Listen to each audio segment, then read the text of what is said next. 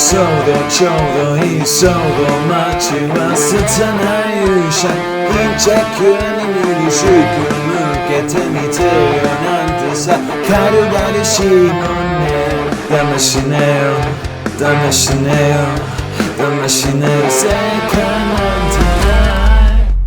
Soy una persona afortunada. Es fácil para mí disfrutar de la ficción y cuando una serie, película, libro, manga o lo que sea me gusta, soy muy pasional con ello. Me atrapa, me seduce y yo me dejo llevar feliz por la experiencia. Por eso soy muy enamorada, por así decirlo, de las cosas que me gustan. Y es algo que, por ejemplo, quienes me acompañan en mis reacciones en Twitch o me siguen en Twitter mientras voy comentando lo que sea que esté leyendo en ese momento podrán corroborar. Muchas personas relacionan este sentimiento de encantarse con las historias que consumen con la infancia y muchas de sus películas o series favoritas son de hecho aquellas que leyeron en aquel tiempo de su vida. Por eso digo que yo soy muy afortunada, que tengo suerte, porque a día de hoy yo sigo manteniendo ese sentimiento vivo. Y creo que es por esta apertura, llámenle infantil si quieren, que tengo a que las cosas me maravillen, que por suerte muchas veces entro a una historia y salgo cambiada totalmente, enamorada hasta los huesos de sus personajes, de las emociones que me transmitieron o la potencia de sus mensajes, de lo mágicas que son. Y vivo por ese momento en que una historia me toca bien profundo, la sensación de viajar por sus páginas y al acabar ya no ser la misma persona que empezó. Me ha pasado varias veces con varias historias a lo largo de mi vida,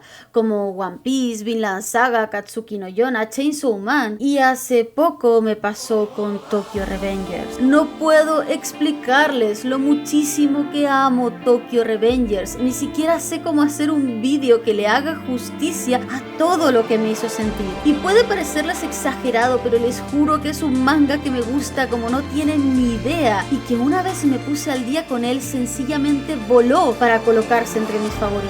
Y por tanto, este video, este momento mismo en la historia de este canal era absolutamente necesario, imperativo diría. Así que, ¡zip!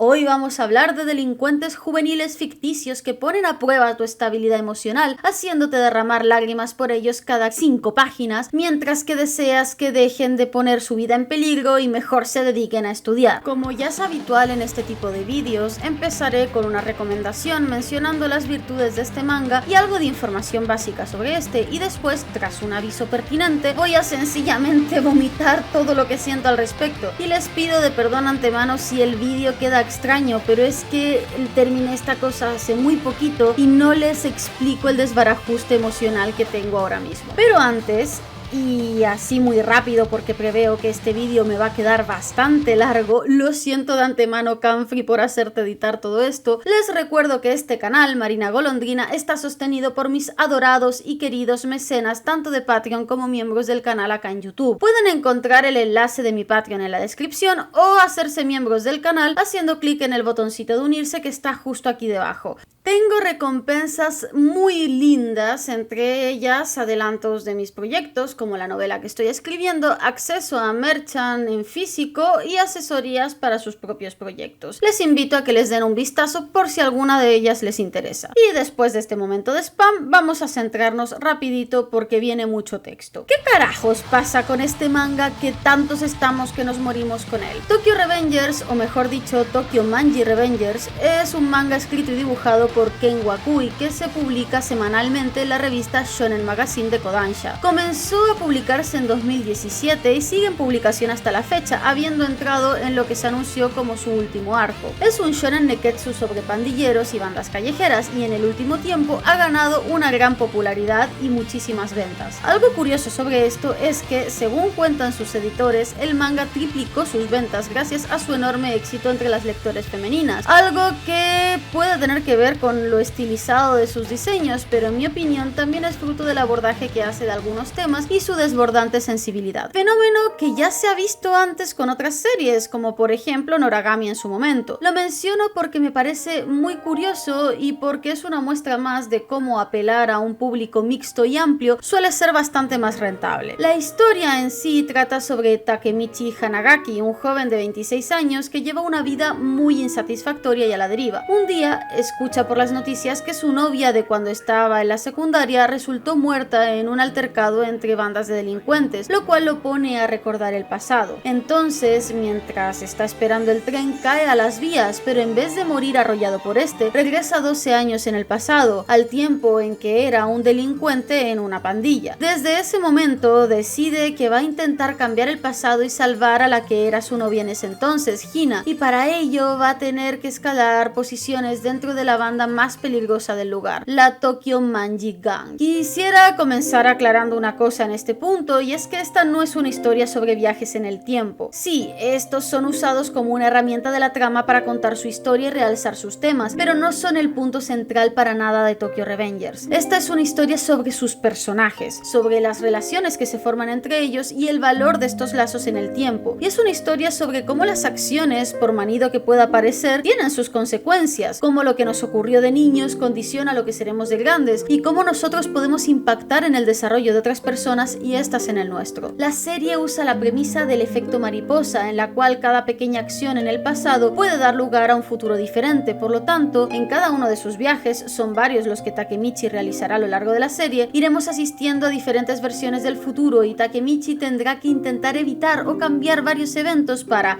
en primer lugar, salvar a Hina y más adelante hacerse cargo de todo tipo de situaciones y cosas que se irán desarrollando junto con la trama. He visto a mucha gente que se queja de los viajes en el tiempo, pero me da la sensación de que la mayoría lo hace porque esperan una explicación tipo Steins Gate, más tirada hacia la ciencia ficción, cuando realmente la serie nos lo está planteando desde la lógica más bien de la fantasía. Los viajes en el tiempo, al menos hasta la fecha, ocurren porque sí, porque lo hizo un mago, porque sencillamente así es este mundo, pero están pautados por una serie de reglas fijas e independientes de los personajes que evitan que la habilidad se sienta demasiado rota o muy conveniente. Las reglas serían: 1. Solo se puede viajar 12 años desde el momento presente, ni más ni menos. Esto hace que haya una única oportunidad de cambiar las cosas y que, por lo tanto, haya eventos que serán sencillamente irreversibles. Si Takemichi no logra cambiar lo que quiere cambiar la primera vez, así será para siempre. 2. Las personas implicadas en este viaje en el tiempo son conscientes de la línea temporal de la que proceden. Pueden tener nuevos recuerdos que aparecen en algún momento en forma de flashbacks, pero saben cuál es su presente original, son conscientes de este cambio. Y ya está. Ahora es verdad que presenta una inconsistencia, y es: ¿qué ocurre con el Takemichi adolescente mientras el Takemichi del futuro ocupa su lugar y toma el control? ¿Tiene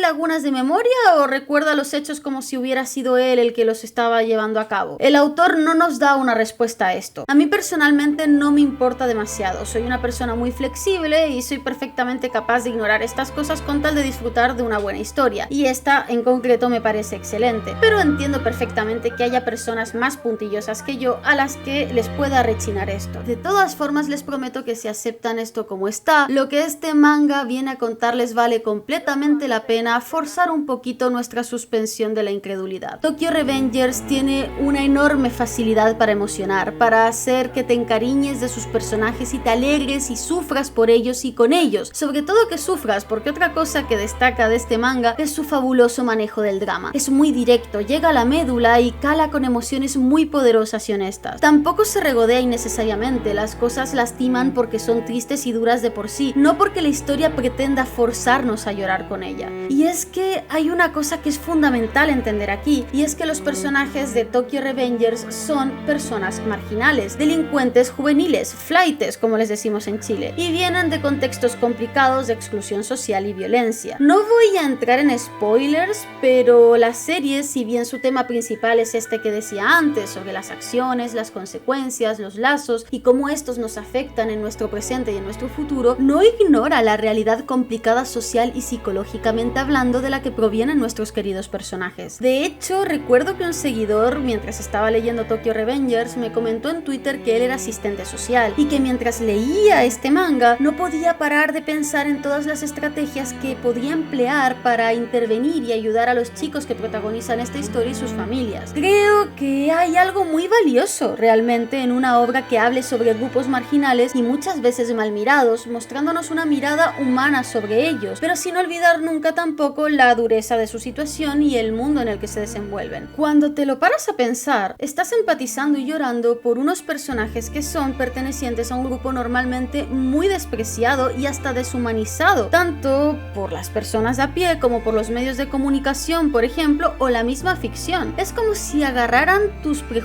de clase y te los tiraran a la cara, recordándote que si estos chicos están en esta situación es por motivos muy complejos y que no dejan de ser humanos con sus propios sueños, aspiraciones y dilemas. Todo esto es más valioso aún cuando te enteras de que el autor, Ken Wakui, fue un pandillero en su juventud y que, si bien la historia no es autobiográfica, sí está muy inspirada en sus vivencias y recuerdos como miembro de una pandilla. Al final, lo que tenemos es una historia que, sin intentar ser perfecta ni cargarse con preguntas trascendentales sobre el cosmos o enrevesarse en cuestiones políticas o qué sé yo, logra ser profunda porque evoca profundidad en sus personajes y relaciones y acude a lo más fundamental para tocarte a ti como lector también en lo más fundamental. Pone en valor lo que significa un buen amigo, un consejo, esa novia que tanto quisiste, lo que vale una vida y lo que cuesta una ausencia, el valor que se necesita para adueñarse de nuestro propio destino y tomar las riendas. Y amo el coraje y la honestidad que hay en el cómo se acerca a cada una de estas cosas. Por último, el apartado visual me parece excelente y no hace más que mejorar a medida que avanza el manga. Wakui no será el mejor en cuanto a técnica, y es que sobre todo al inicio a veces la anatomía de los personajes se le va un poco de las manos, pero lo compensa con creces con su estilo, con un trazo expresivo y dinámico y unos diseños de personajes cada cual más carismático que el anterior. Y las expresiones, por Dios, las expresiones, es impresionante la variedad de registros que tiene a la hora de reflejar las emociones en los rostros de los personajes, algo sumamente importante en una historia que trata sobre todo sobre estos personajes y sus vicisitudes, y donde la carga emocional es tan fuerte y tan importante.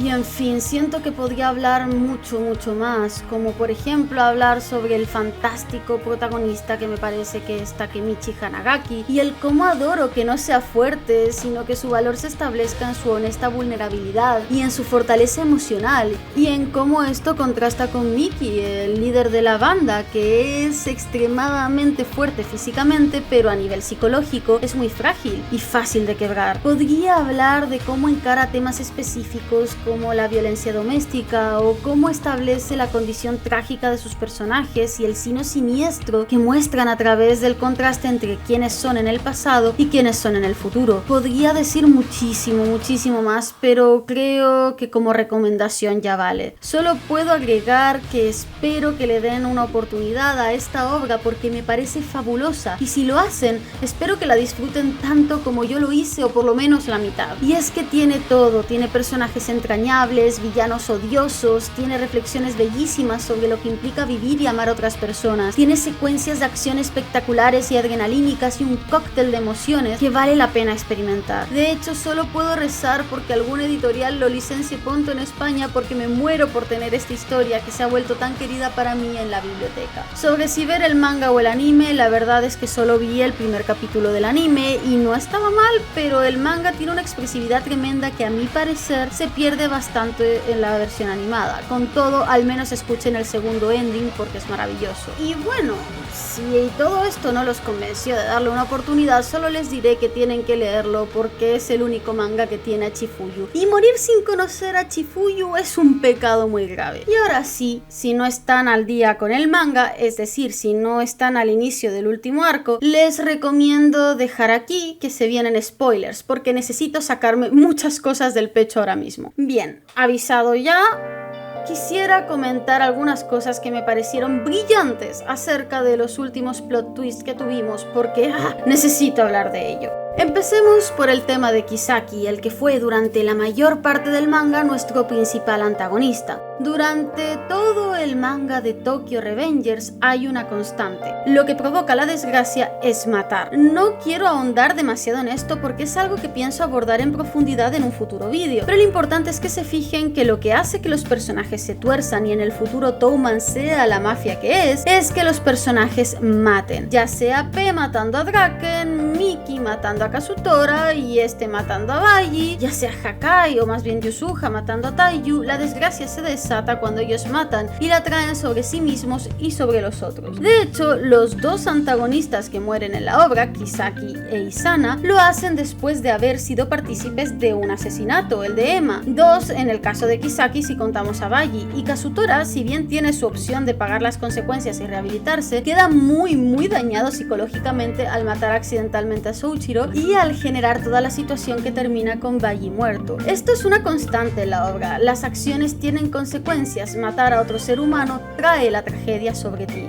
Es por esto que me parece muy importante el momento en que Takemichi se enfrenta a Kisaki. Adoré que, de hecho, este no pudiera viajar en el tiempo y solo fuera alguien enfermizo y obsesionado. Es algo que pega muchísimo con el personaje y lo hace más despreciable aún. No mataba a Hina porque tuviera un enrevesado plan, la mataba porque era simple y llanamente un incel y un desgraciado. De hecho, me encanta la reacción de Takemichi cuando clama desde la incredulidad que cómo puede ser que la hubiera matado tantas veces porque lo rechazó. Takemichi, precisamente, que estuvo dispuesto a romper con ella para no ponerla en peligro, es quien menos puede entender estos sentimientos de celos, posesividad y toxicidad. También me parece muy importante y acertado que Takemichi tenga el impulso de matarlo, pero finalmente no lo haga y sea, como señalaba antes, el propio Kisaki que se procure su propio final. El impulso de matar que tiene Takemichi es probablemente el mismo que en su momento sintió Miki, pero al no matarlo él y presenciar su muerte de enfrente de sus ojos, también pone en valor lo que hubiera significado este asesinato, ese peso sobre sus hombros. Es una forma muy acertada de poner en relieve este tema sobre la frontera que no se debe cruzar y queda preciosamente enmarcado en las palabras que le dice Chifuyu más adelante, cuando Takemichi se desahoga sobre la muerte de Kisaki. No importa que tan malvada sea una persona, creo que lo importante es no perder la sensibilidad hacia otros. Y por favor, tomémonos un momento para apreciar al Best Boy Chifuyu. No es demasiado precioso Chifuyu, es que hay que querer a Chifuyu. Amén Chifuyu, te queremos. En este canal siempre estaremos de tu parte.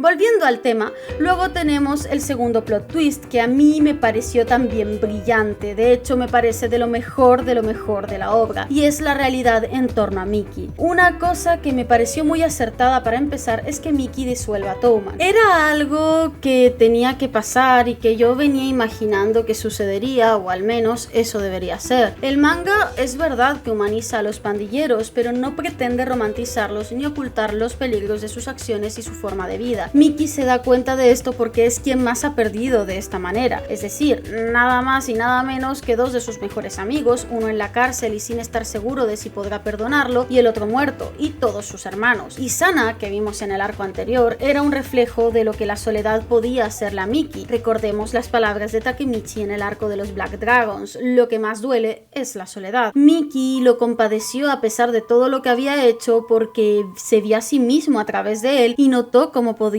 terminar siendo. En este sentido, disolver Touman era la conclusión lógica. Entonces, en una escena preciosa, entierran la cápsula del tiempo. Cuando volvemos al futuro o al presente, parte de nosotros quizás se revela: ¿no es este el final? Este debería ser el final. ¿Por qué quedan tantos capítulos? Podría ser el final. Takemichi hizo lo que quería hacer, salva a Hina y se van a casar y todo es precioso y todos tienen sus vidas encausadas con sus lindos y sencillos sueños, sus talleres de sastrería, haciendo ramen, teniendo una tiendita de animales o reparando motos. Pero falta Miki y no podemos, como Takemichi, dejar de sentirnos mal, incómodos por esto. Algo falla en este idilio. Entonces van a abrir la cápsula del tiempo en una de las escenas más emotivas de todo el manga y Takemichi descubre la cinta de Miki pidiéndole que no lo busque, que él es la sombra de la tragedia que siempre los atrapa, que él siempre fue el problema y le pide que por favor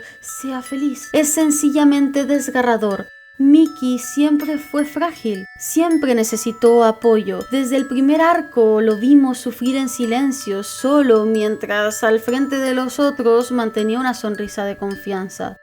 En este punto quiero detenerme en un recurso muy inteligente que usa Tokyo Revengers respecto al futuro o presente, como quieran decirlo, y es esas cosas que nunca cambian, que se mantienen de una versión a otra y nos dan la pista de que en el fondo las identidades de nuestros personajes se mantienen y son, en cualquier contexto, fieles a lo que son en esencia. Por ejemplo, Hina rechazó a Kisaki todas las veces y por eso todas las veces la mató. Chifuyu siempre va a buscar a Kazutora como si honrara la voluntad de Bagi y terminan siendo amigos y actuando como un dúo. Kazutora siempre busca a Miki y Miki siempre desaparece, siempre huye y se aleja de todos. Esto nos muestra que es alguien cansado del peso que supone que sus personas cercanas se vean involucradas con sus impulsos oscuros y que llegado a un momento se quiebra, siempre se quiebra. Incluso podemos decir que las 2 veces que pudimos verlo en el futuro siempre desea la muerte.